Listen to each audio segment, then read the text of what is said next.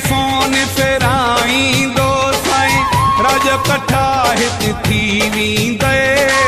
हिन शहर में थी दाबो असांजो, ॻाल्हि तुंहिंजी न का हलंदे।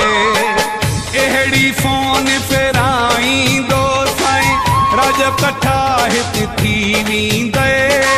हिन शहर में थी दाबो असांजो, ॻाल्हि तुंहिंजी न का हलंदे। अहिड़ी फोन फेराईंदो साईं।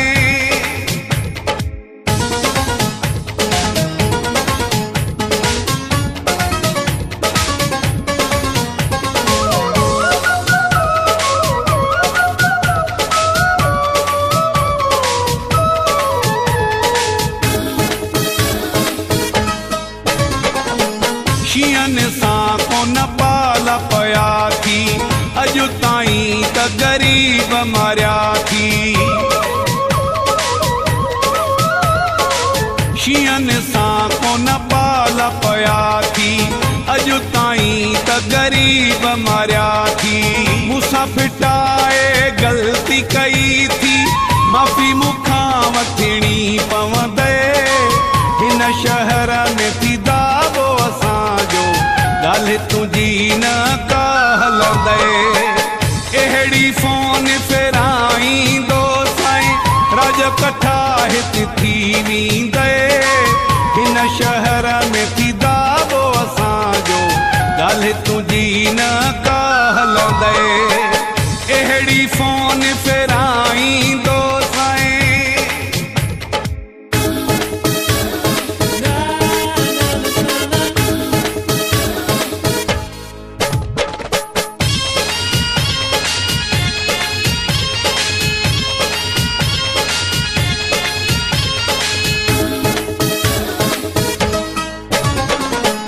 असांजी एंट्री माण्हू कंदा थी, तो जहिड़ा मुंहिंजी नौकरी ॾींदा थी। असांजी एंट्री माण्हू कंदा थी, तो जहिड़ा मुंहिंजी नौकरी ॾींदा थी। तुंहिंजी औकात खां चढ़ियल आहियां, होश सफ़ा उॾरी वेंदे। हिन शहर में थी दाबो असांजो, ॻाल्हि तुंहिंजी न का हलंदे। अहिड़ी फोन फेराईंदो साईं, राज कठा हिते थी वेंदे। हिन शहर में थी दाबो असांजो, ॻाल्हि तुंहिंजी न का हलंदे। अहिड़ी फोन फेराईंदो साईं।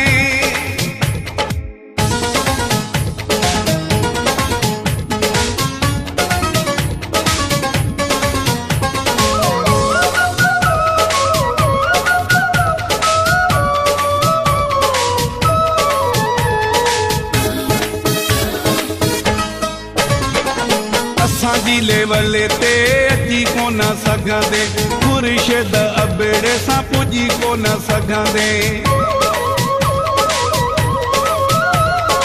असांजी लेवल ते अची कोन सघंदे, खुर्शीद अबेड़े सां पुॼी कोन सघंदे।